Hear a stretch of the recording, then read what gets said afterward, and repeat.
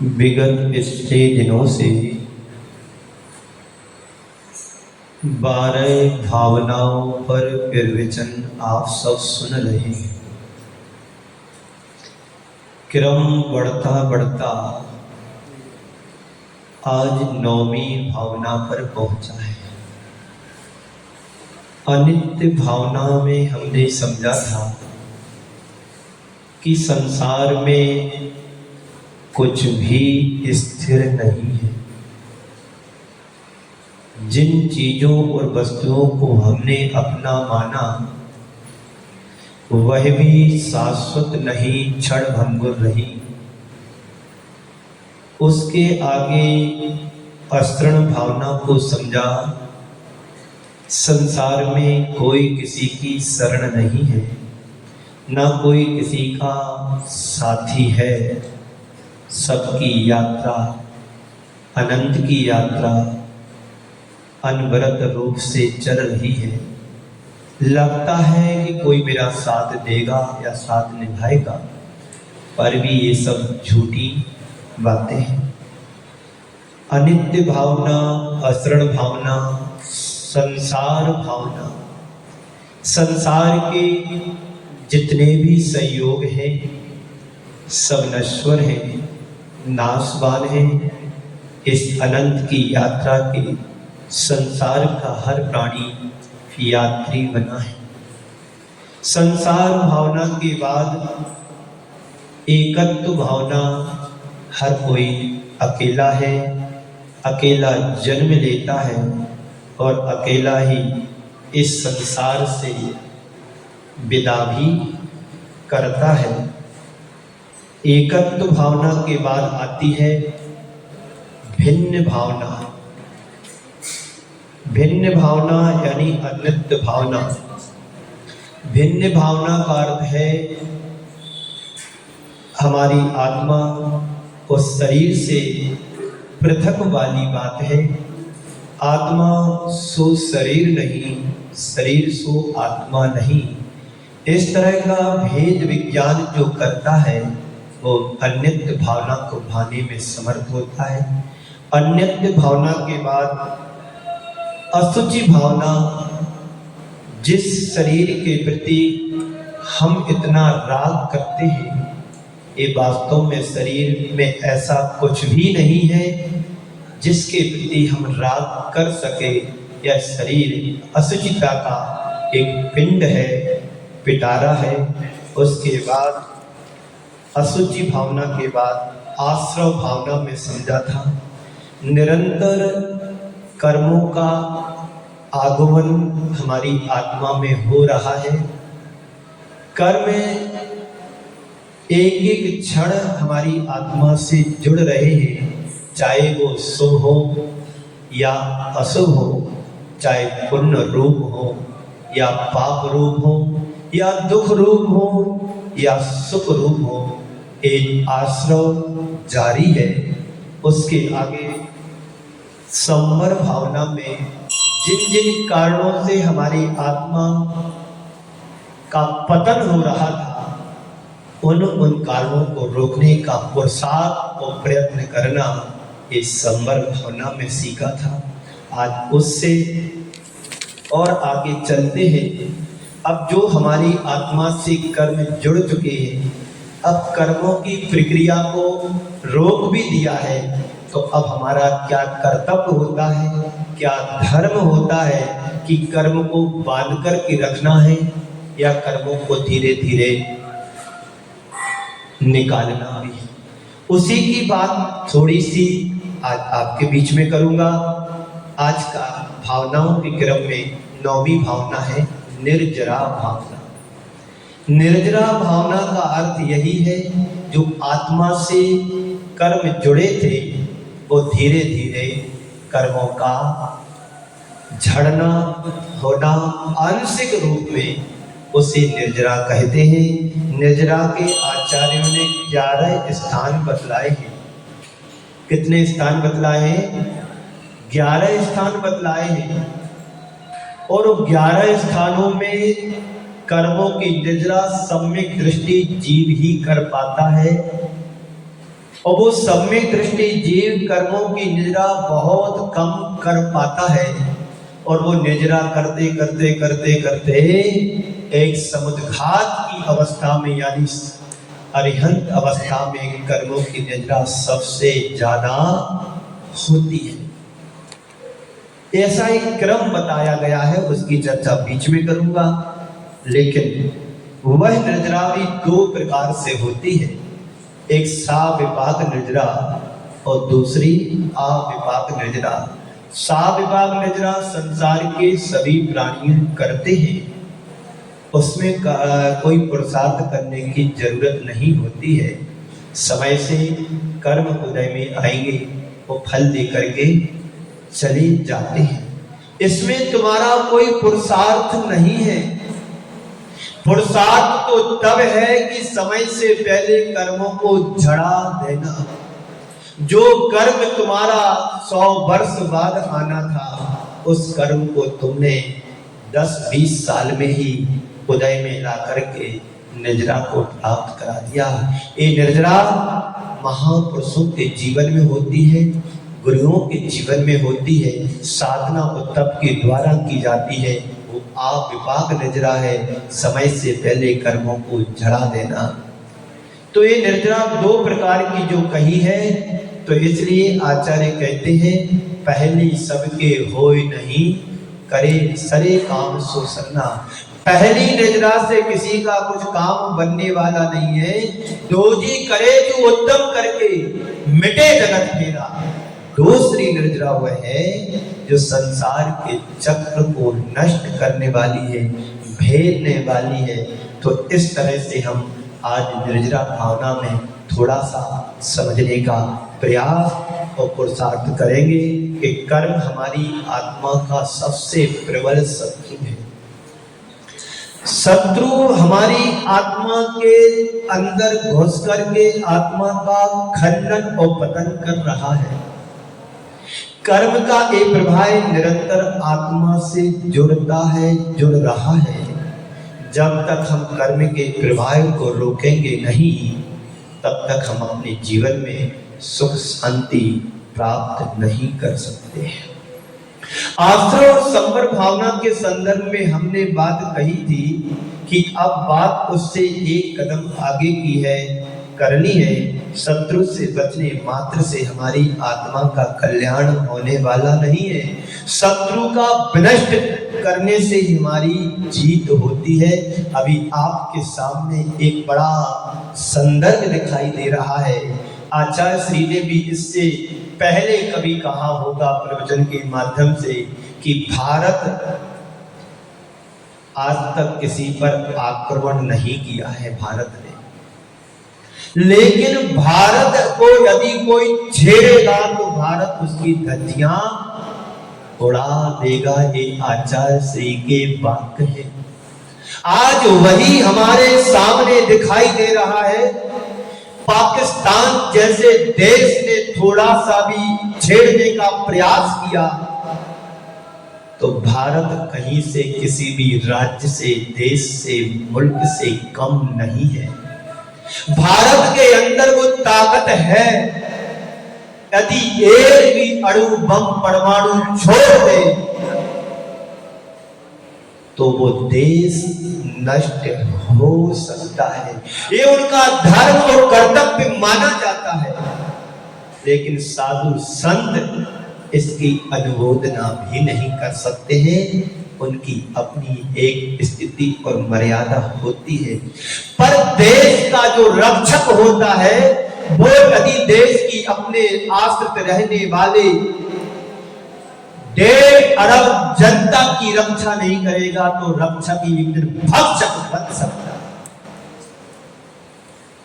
तो ऐसा नहीं होता है। इसलिए मेरी भावना में कहा गया है, धर्मनिष्ठ होकर राजा भी न्याय प्रजा का किया करे। एक बुंदेलखंड में कहावत है, एक खुरपी एक हथियार होता है घास काटने का, खुरपी बोलते उसके लिए। तो कहते खुरपी के लिए टेढ़ा बैंड लगता है, उसकी आकृति ही टेढ़ी होती है। तो तो लकड़ी का बैट भी उसमें डालने के लिए टेढ़ा ही बनाना पड़ता। ऐसे ही यदि कोई मुझे छेड़ता है तो उसके साथ वही व्यवहार करना चाहिए जो उसके लायक हो।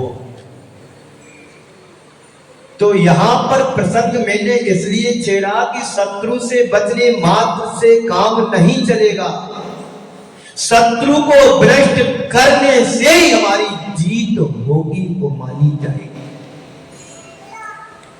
इसलिए संवर सुरक्षात्मक कदम है तो उससे आगे निर्जरा की बात आती है।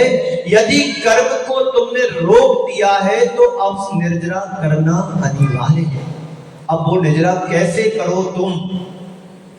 कोई भी व्यक्ति है, सबसे पहले तो सम्यक दर्शन तुम्हारे हृदय में होना चाहिए, तभी आप कर्मों की निर्जरा करने में सामर्थ्य हो सकोगे।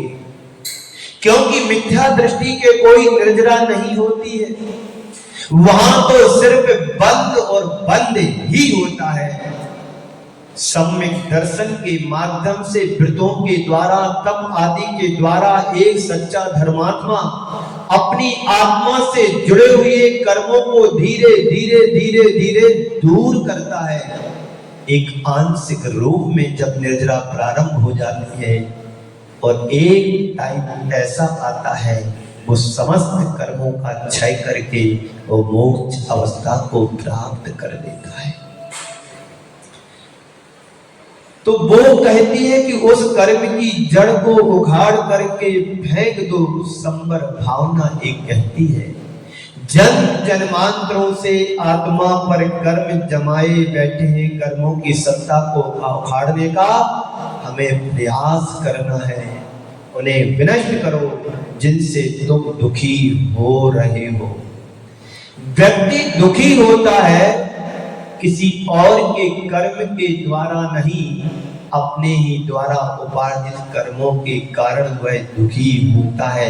लगता उसे है कि किसी ने हमको कर्म में दुख पहुंचाया है।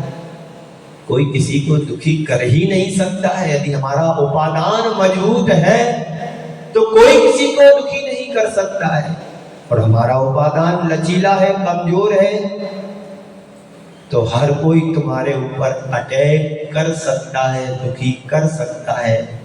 तो जिनसे तुम दुखी हो रहे हो, जिनसे तुम्हारी आत्मा गुणों, जिससे तुम्हारी आत्मा की गुणों की क्षति हो रही है,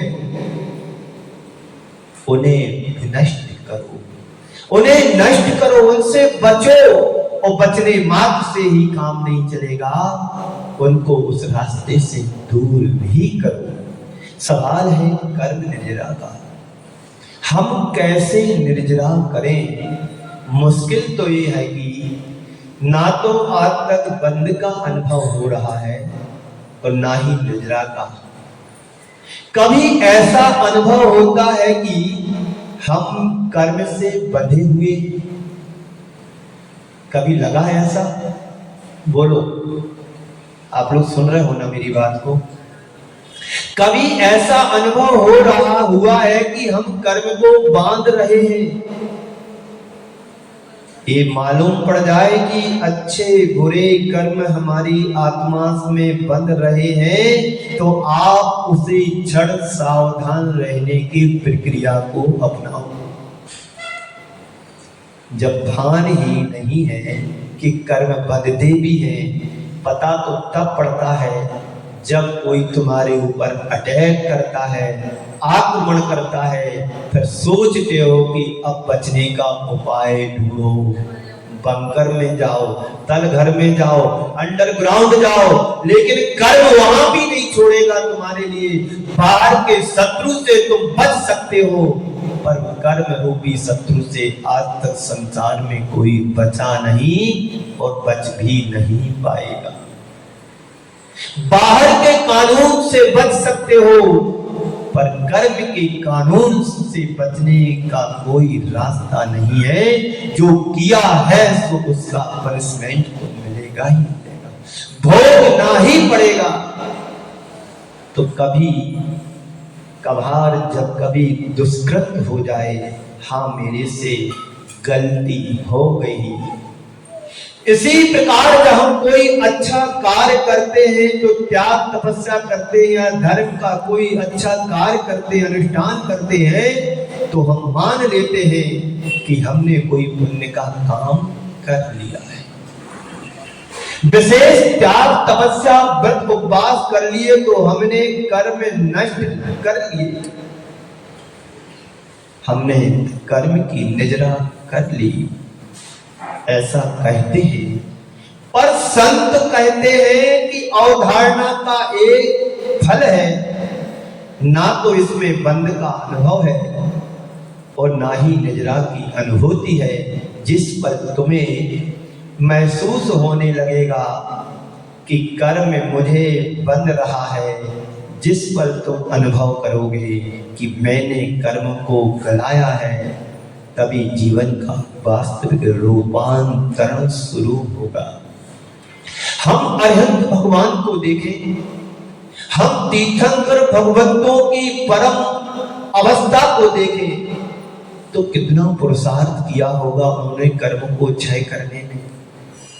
अभी हमारे पास सम्यक दर्शन है या नहीं है, इसकी कोई गारंटी नहीं है। जिस भव्य जीव के लिए सम्यक दर्शन हो जाता है, वो हर पल व्याकुलित होता है कि हे भगवान, इस संसार से मुक्ति मुझे कैसे मिले, मैं कर्मों से कैसे छूटूं।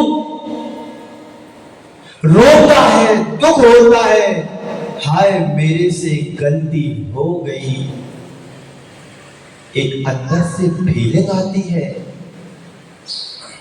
क्यों उसके द्वारा कोई भी अनर्गल काम हो जाता है तो बड़ा पश्चाताप करता है, दुखी होता है, हाय मेरा ऐसा अनर्थ हो गया। और हम और आप कितनी बड़ी बड़ी गलती करते चले जाते, कभी दुख ही नहीं होता है। हमारे द्वारा कितने जीवों की सुबह से शाम तक प्रार्थना हो जाती है, तो कभी ये सोचा कि चलो आज मेरे आरंभ सारंभ से ये सब नुकसान हुआ है, कर्म का बंद हुआ है, तो चलो जाकर के मंदिर में जाकर के क्षमा याचना करें, प्रतिक्रमण कर ले, गुरु के पास जाकर के प्रायश्चित ले ले कि आज मेरे द्वारा ये गलती हुई। ऐसे भाव आगे आएंगे तो हमारे द्वारा फिर कर्मों की निजरा होने का पुरुषार्थ भी हो सकता है। तो बंधन का अनुभव आपने कभी किया? कोई भी नहीं करता है। कर्म बंध रहा है इसका कभी एहसास हुआ? किसी व्यक्ति को बांध दो, जकड़ दो, तो उसको कैसा अनुभव होता है कि मैं बंध गया। मैं आपसे एक सवाल करूं, अभी आप सब यहां बैठे हैं और मैं अभी बोल दूं कि आज 11 बजे तक किसी को बाहर नहीं जाना है, तो उसी क्षण से आपको कैसा अनुभव होगा? बोलो। आप ये सोचोगे आज मैं कहां से फंस गया। एक अनुभव, एक बंधन तुम्हें लग रहा है कि मुझे 11 बजे तक यहां पर बैठना है, जिस तरह से इस बंधन का तुम अनुभव कर रहे हो, संत कहते उसी तरह से कर्मों के बंधने का भी अनुभव करो कि मेरी आत्मा में कितने सारे कर्म बंधे। अब इन कर्मों को कैसे अलग करें, इसका पुरुषार्थ तुम्हें करना है। तब आदि के द्वारा, व्रत उपवास के द्वारा, साधना के द्वारा, तो उससे धीरे धीरे कर्मों की निर्जरा होती है। घुटन और आकुलता का अनुभव होता है कि नहीं होता? किसी को बांध दिया जाए, गाय यदि स्वतंत्र घूमती हो और गाय को रस्सी से खूंटे से बांध दो, तो जब तक वो बंधी रहेगी तब तक खूंटे के चक्कर लगाती रहेगी, कब छूटूं, कब छूटूं, कब छूटूं। और हम 4 गति 84 लाख के बंधन से बने हैं, तो कभी छुटकारा पाने का अनुभव करते हो कि कब मुक्ति पाऊं, कब मुक्ति पाऊं, कब मुक्ति पाऊं? बोलो, लगता है ऐसा कि मैं संसार से मुक्ति पाऊं, पर जो भव्य आत्मा होगा, सम्य दृष्टि जीव होगा, वो निर्जरा करने की बात सोचेगा, 4 गति से छुटकारा पाने का उपाय ढूंढेगा और 5म गति को प्राप्त करने का पुरुषार्थ करेगा।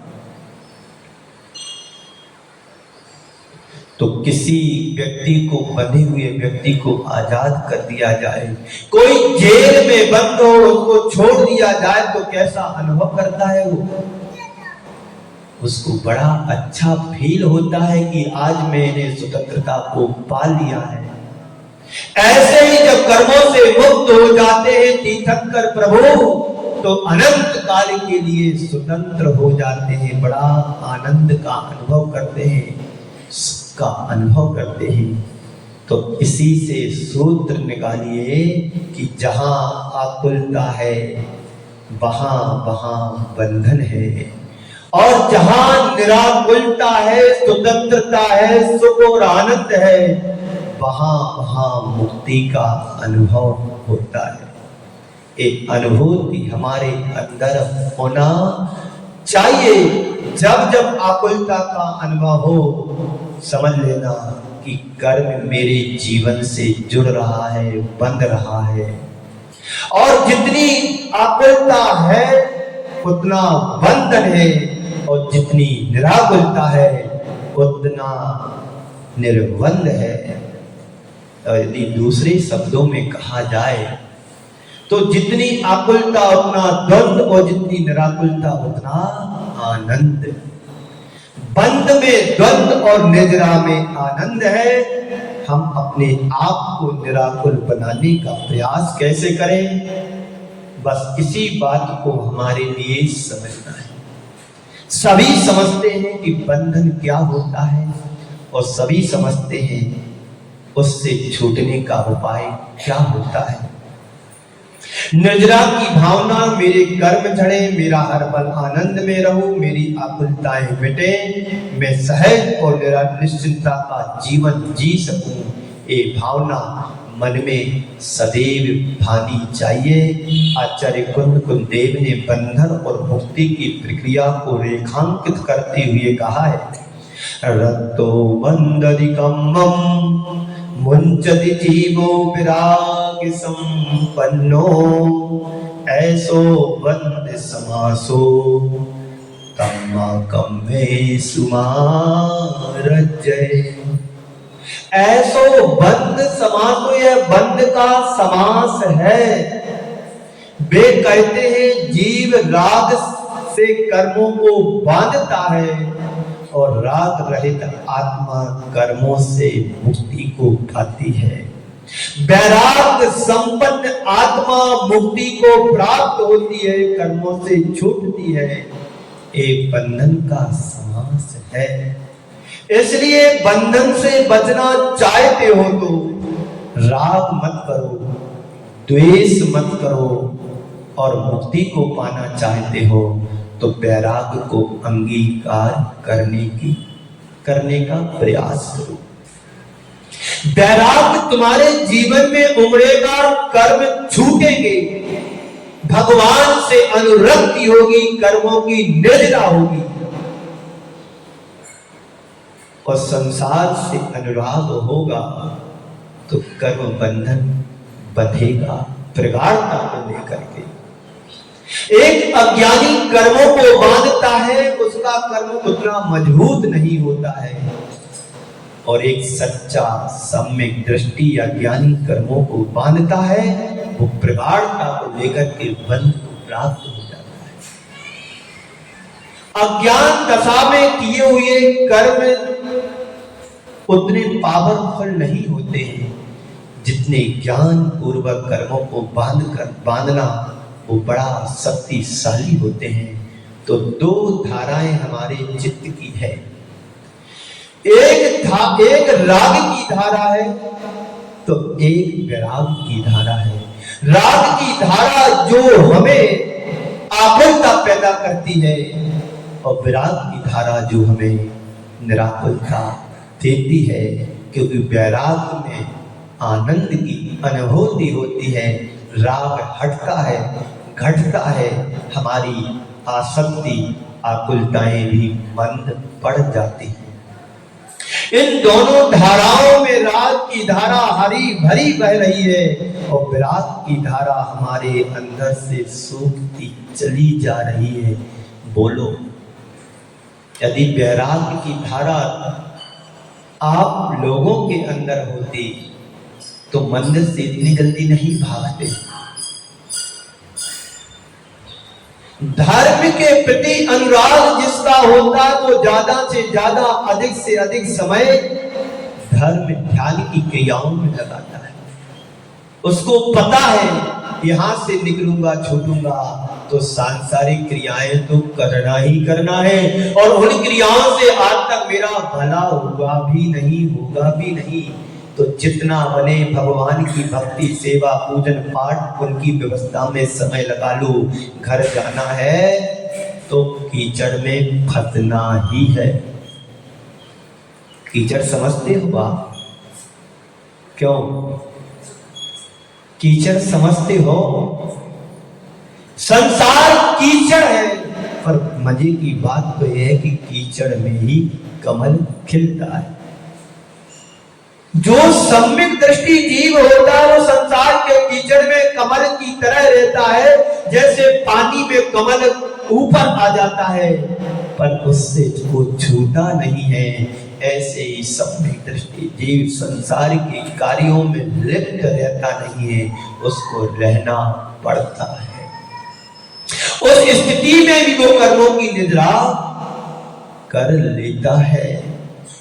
व्रतों के द्वारा, साधना के द्वारा, तप के द्वारा, उपवास के द्वारा अपने धीरे धीरे आंशिक रूप में, प्रायश्चित के रूप में निद्रा कर लेता है। तो संत कहते हैं राग की धारा को सुखाओ और वैराग की धारा को के प्रभाव को बढ़ाओ। राग की धारा सूखेगी, वैराग की धारा बढ़ेगी। आपको पता है भारत ने सिंधु नदी का पानी रोक दिया था तो त्राही त्राही मच गई। अब भारत भी क्या करे, पानी को कहां जमा करे, प्रवाह तो चालू है, तो गेट खोलना भी पड़े तो त्राही त्राही मच गई। यही हमारी आत्मा में होता है कि जब राग की धारा का प्रवाह होता है तो कर्मों की बाढ़ आ जाती है, और जब वैराग्य की घेर लगा देते हैं तो कर्म त्राही त्राही करने लगते हैं, छटपटाने लगते हैं, झर निर्जरा होने लगते हैं। बस यही हमारे अपने जीवन में करना है, तो तभी सच्चे अर्थों में सुख प्राप्त कर सकोगे। जितना प्रबल राग उतना अधिक बंद है। आत्मा के प्रदेशों पर कर्म की रज बुरी तरह से चिपक रही है, संपूर्ण चेतना को विकृत कर रही है। वो राग साफ हो तो जीवन सफल बनेगा। चार बातें आज के संदर्भ में कम समय में आपको रखूंगा। सबसे नंबर 1 है आकुलता। आकुलता से सभी परिचित हैं। अभी भी आकुलता तुम लोगों के मन में चल रही होगी, ये छूटने वाली नहीं है आकुलता। अभिषेक करते समय भी आकुलता की मैं करूं, मैं करूं, मैं करूं, घुस के आगे कर भी लेते। अरे भाई, सामने वाला कर रहा है तो उसके बाद तो हम भी कर सकते हैं।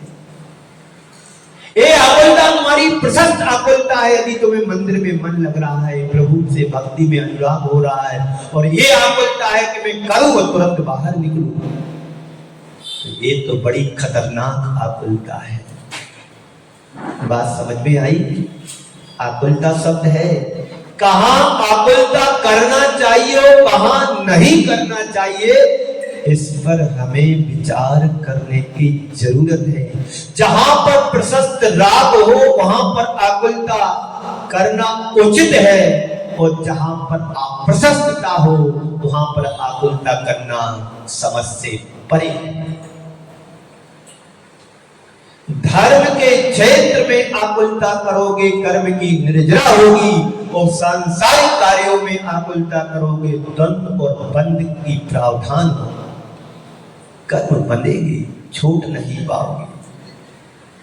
एक आकुलता करो कि महाराज 1 घंटे की जगह 2 घंटे सुनाए तो हमारी कर्म की निर्जरा होगी। प्रतिकूलताओं में निर्जरा करने के अवसर कम मिलते हैं, अनुकूलताओं में कोई निर्जरा नहीं होती है। एक हमारे समाज में एक वर्ग ऐसा है, एक समाज का एक ऐसा वर्ग है, सब सुख सुविधा भोगी है। एसी में बैठ कर के स्वाध्याय करना, एयर कंडीशन में रह कर के पूजन पाठ करना, और मंदिर में यदि कोई दीपक जलाए तो कहते हिंसा होती है। पानी गर्म करने के लिए चूल्हा जलाया जाए तो बोलते हिंसा होती है, और पंखे और एसी और लाइट जलाने में हिंसा नहीं होती। वो ऐसा बोल करके कर्म का बंद कर लेते हैं, और निद्रा का कोई उनके पास साधन भी नहीं है। इसलिए हमारे आचार्यों ने कहा है, सावंत लेसो बहुपुण्य रासो। मंदिर की कोई भी क्रिया करने के लिए दोष लगता है, पर थोड़ा सा लगता है, और उस दोष के साथ में बहुपुण्य रासो, पुण्य की प्राप्ति बहुत ज्यादा होती है। 1 कलश 2 कलश पानी गर्म किया, लेकिन 50-100 लोगों ने उसका उपयोग करके धर्म ध्यान किया, पूजन पाठ किया, अभिषेक शांति धारा की, तो पुण्य ज्यादा की पाप कम? पुण्य ज्यादा है, पाप कम है। पता है अग्नि कायक जीवों की प्रार्थना हुई, लेकिन हमारा उद्देश्य क्या रहा कि हम भगवान की पूजन करेंगे, अभिषेक करेंगे, प्रक्षाल करेंगे, ये उद्देश्य है तो पुण्य ज्यादा है। और खाना बनाते समय, भोजन तैयार करते समय क्या अग्नि कायक जीवों की प्रार्थना नहीं होती है? क्या उसमें फिर लाभ होता है कि पुण्य पाप होता है? वहां जितनी भी क्रियाएं सब बंध का आश्रय कराने वाली है, कर्मों का आश्रय कराने वाली है। सांसारिक जितनी भी क्रियाएं सब संसार के कर्म बंधन में डालने वाली है, और मंदिर की जितनी भी क्रियाएं सब सम्यक वर्धनी क्रिया का है, सम्यक को बढ़ाने वाली है। तो आप उल्टा शिव माही न ताते शिव मग लागो। क्या करना चाहिए? कहां पढ़ते हो पंडित जी? आकुलता शिव माही न ताते शिव मग लागो चाहिए। आकुलता मोक्ष मार्ग में नहीं है, इसलिए मोह मार्ग का त्याग करके मोक्ष मार्ग में आगे बढ़ना चाहिए। फिर निराकुलता, आकुलता हटेगी तो निराकुलता आना ही आना है। घर के कार्यों से निर्वृत्त होकर के मंदिर में आ जाओ। अब जब तक मैं मंदिर में रहूंगी सभी प्रकार का मेरा त्याग। धनंजय कवि को याद करो, बेटे को सर्प ने काट लिया, फिर भी आकुलता नहीं हुई कि मेरा बेटे का क्या हो रहा होगा। वहां तो उसे पूजन पाठ दिख रहा था, प्रभु दिख रहे थे, बीच में कोई दूसरी बात ही नहीं थी उसके हृदय में। है हमारे पास ऐसी निराकुलता? कुछ लोग तो दुकान पर पहुंच गए होंगे, नहीं पहुंचे होंगे तो पहुंच जाएंगे, यहां से तो निकल गए, ये बात तो पक्का है। जहां पर निर्जरा का साधन है वहां से भाग रहे हो, तो और कहां तुम्हारे पास निर्जरा का कोई दूसरा साधन है? 9 ही स्थान तो है, 11 स्थान बतलाए थे, 11 स्थान है। एक तत्वार सूत्र में सूत्र आता है, सम्यक दृष्टि वृत्तानंद, सम्यक दृष्टि वृत्तानंद 9वें अध्याय का सूत्र है। आचार्य उमा स्वामी जी महाराज कह रहे हैं, सम्यक दृष्टि श्रावक वृत्तानंद वियोजक दर्शन मोह छप कोप सम कोप शांत मोह छपक क्षीण मोह जनाहा क्रमशो असंख्ये गुण निर्जराह। सम्यक दृष्टि श्रावक से असंख्यात गुणी निर्जरा करने वाला कौन है? अनंतानुबंदी की विषय योजना करने वाला और अनंतानुबंदी कर्म की विषय योजना करने वाला, दर्शन मोहिनी को छपड़ा करने वाला और दर्शन मोहिनी की छपड़ा करने वाला उपशांत कसाय और उपशांत मोह को छपड़ा करने वाला क्षीण मोह और इनसे और अधिक अधिक निर्जरा करने वाला जिनाहा। जिनेंद्र भगवान की निर्जरा होती जब समुद्घात करते हैं, कम समय में सबसे अधिक निर्जरा और अधिक समय में सबसे कम निर्जरा होती है। तो चौथे गुण स्थान से असंख्यात गुणी निर्जरा करने वाला पंचम गुण स्थान वर्ती और पंचम गुण स्थान से असंख्यात गुणी निर्जरा करने वाला सातवें गुण स्थान वर्ती मुनिराज और सातवें गुण स्थान से असंख्यात गुणी निर्जरा करने वाला उपसम कसाय श्रेणी चढ़ने वाला और उपसम श्रेणी से चढ़ने वाले से असंख्यात गुणी निर्जरा छपक श्रेणी वाला उस छपक श्रेणी से असंख्यात असंख्यात गुणी निर्जरा करने वाला जिनहा जिनेंद्र भगवान की निर्जरा होती है। इस तरह से 11 स्थान हमारे एकादशः निर्जरा, ऐसा एक सूत्र आता है। तो आकुलता घटेगी, निराकुलता बढ़ेगी, आसक्ति हमारी वस्तु के प्रति भी आसक्ति होती, व्यक्ति के प्रति भी आसक्ति होती, हर किसी चीज के प्रति हमारी लोलुपता बढ़ती है, मोह बढ़ता है, आसक्ति बढ़ती है। पर संत कहते हैं यह भी बंद के कारण में एक कारण है। उसके बाद आता है विरक्ति। विरक्ति से अनुरक्ति हो, हमारी प्रभु से अनुरक्ति हो, संसार की चीजों से विरक्ति हो। तो जहां आसक्ति है वहां आकुलता है और जहां विरक्ति है वहां निराकुलता है। हम आसक्ति से विरक्ति की ओर बढ़ते हुए निराकुलता के रास्ते पर चलने का लक्ष्य बनाएं। निराकुलता क्या है? परिणामों की समता। जितने विशुद्ध तुम्हारे परिणाम होंगे उतनी अधिक निर्जरा होगी। परिणामों की विशुद्धि से ही कर्मों की निर्जरा होती है, ऐसा आचार्यों का कहना है। इसलिए कहा है संबर सहित करो तप प्राणी और मिले मुक्ति रानी। जितनी भी निर्जरा होगी संबर पूर्वक ही होगी। तो हमारे शास्त्रों में निर्जरा के संदर्भ में कहा गया है तपस्या से निर्जरा होती है। जब कभी भी किसी के सामने तपस्या की बात की जाती है तो बड़ी समस्या दिखती है कि अब 10 लक्षण आ गए हैं, एकासन करना पड़ेगा, उपवास करना पड़ेगा, एक बार खाना पड़ेगा, रात्रि के समय पानी भी नहीं मिलेगा। अब बड़ी समस्या हो रही है। दिखती है कि नहीं दिखती? बोलो।